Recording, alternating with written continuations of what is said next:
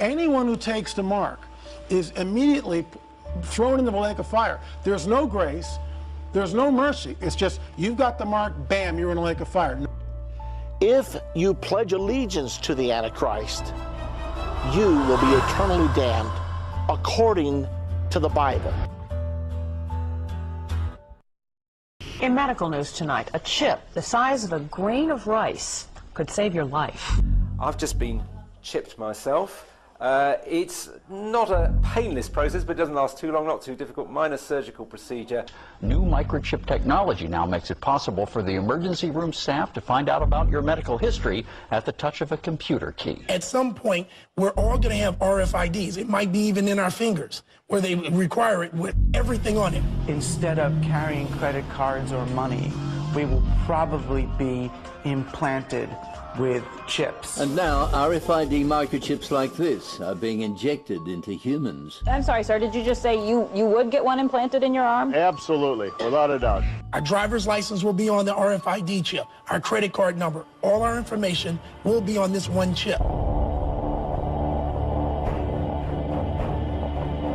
The chip is encased in unbreakable glass and is about the size of a grain of rice. The procedure is done with anesthesia and is relatively pain-free. It felt pretty scary, but at the same time it felt very modern, very 2015. The government has just approved the use of a computer chip that would be implanted under your skin. When complete, everyone will have a unique 12-digit identity number. If hospitals purchase this detection equipment, the system will most likely start to include more and more people in those communities who will want the chips. Wow. Interesting stuff. Everybody could have one of those one day. Does Google now know everything I do and everywhere I go? Because, let's face it, we like you guys, but you're from Google. It may be true that 10 to 20-year-olds don't want to wear a watch on their wrist, but you can be sure that they'll be far more interested in wearing an electronic tattoo, if only to piss off their parents. Forget mobile phones.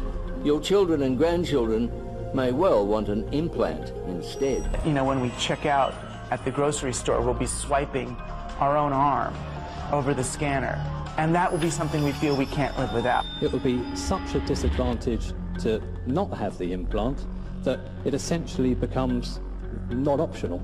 Anyone who takes the mark is immediately thrown into the lake of fire. There's no grace, there's no mercy. It's just, you've got the mark, bam, you're in a lake of fire. Not my words.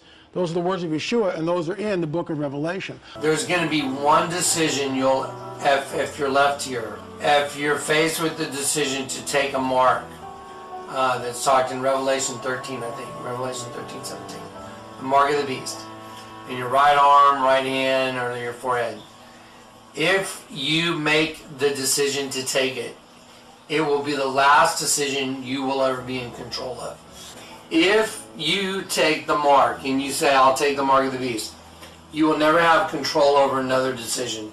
You'll never be able to cut it out. You won't be able to chisel it out, cut your arm off, say, I figured a way I'd get around it. No. And he caused all, both small and great, rich and poor, free and bond, to receive a mark in their right hand or in their foreheads, and that no man might buy or sell save he that had the mark or the name of the beast or the number of his name. Here is wisdom. Let him that hath understanding count the number of the beast. And the third angel followed them, saying with a loud voice, If any man worship the beast and his image, and receive his mark in his forehead or in his hand, the same shall drink of the wine of the wrath of God, which is poured out without mixture into the cup of his indignation. And he shall be tormented with fire and brimstone in the presence of the holy angels and in the presence of the Lamb. And the smoke of their torment ascendeth up forever and ever. And they have no rest day or night, who worship the beast and his image, and whosoever receiveth the mark of his name. Well, there's a new technology to help people lose weight. It's a device that makes your stomach think it's full, and it might not even have any weird side effects. But there is a catch. Part of it might be embedded inside your body.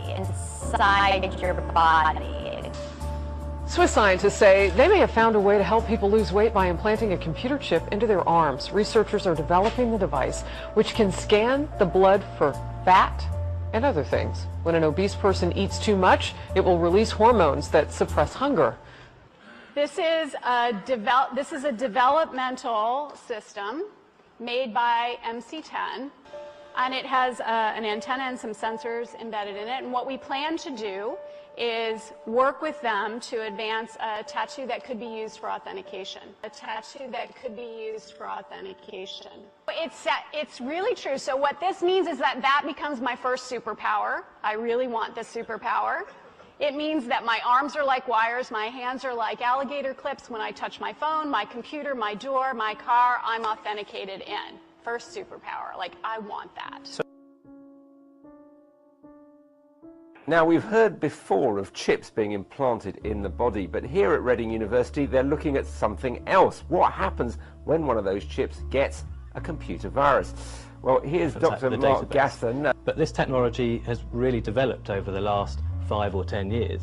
And really, now we should consider these devices to be more like little computers.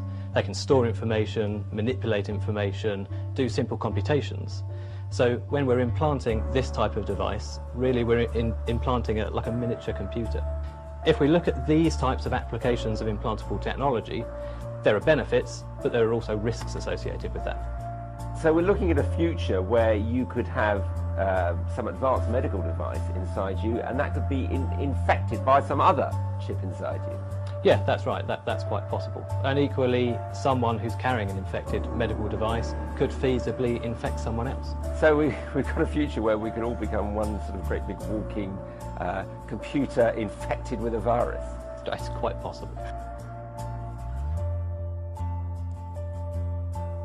It says, when we all get this one, that anyone who takes this mark will not be able to buy, sell, or trade. That's an easy one, right? But then we find out that anyone who takes this mark, whatever this thing is, grievous sores will appear over the body. But here's the deal. It says that in those days, the days of the mark, men and women will seek death and not find it.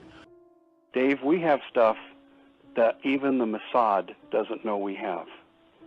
And he specifically mentioned them. He goes, they know pretty much everything we do. They don't know. We have stuff that can literally change a person's DNA. We have stuff that can turn them into zombie-acting characters. And he said, watch this drill that we do in 2 weeks. And it was the October 31st, 2012 drill in San Diego. And I actually have this on one of my stories, where people were dressed up with makeup artists to act like zombies, and they were being shot down in a simulation. And it was a FEMA DHS civil control drill in San Diego. And they reported it on the San Diego TV stations, and they made a joke out of it because it was Halloween and zombies and all this stuff. But I remember that. He said, we have the ability to make people behave this way. And he said, and we use the chemtrails, nanotechnology. He said, it's all here. So even from a Christian perspective, obviously, we wouldn't want to get the mark because, well, according to the Bible, your eternity depends on whether you take the mark or not. But with the technologies that we're seeing, the RFID, people willingly getting implanted, and a push even in some places for maybe some forced implants very soon, I do think that is right around the corner, brother. We could very well be on the horizon of that. And you know, Darren, when we compare this to Scripture and we look and see, particularly Revelation 13, talking about that the whole world will have this system, and that you will have it to be able to buy and sell. This system, this RFID system, is the first technology that we have seen that provides that ability. Now, again, I'm not saying dogmatically this is that, but it certainly has the ability to become that very quickly. But think about this also, Darren, when we go back to Scripture and it talks about it by their right hand or on their foreheads. You know, obviously John, who saw this vision, lived over 2,000 years ago, and he was using the best language he had to describe what he was being shown. Sure. So, listen, the forehead, the biometric ID, that could be as simple as a retina scan. I mean, just common sense would tell us that when this time comes, when we see something mandated where they are trying to mark every person in the whole world, whether that be for tracking or for buying or selling or whatever it is, it's not just going to be Christians, people like myself who are familiar with the word, that say, wait a minute, we know what this is. There's going to be people out there who just common sense who may give no regard to the Bible at all that say, this is crazy. There's no way I'm going to participate in this. So yeah, absolutely. I think that we'll see both. And you know, the scripture is very clear that Christians are going to be submitted to this at some point. We are going to have to make this decision. A tattoo that could be used for authentication.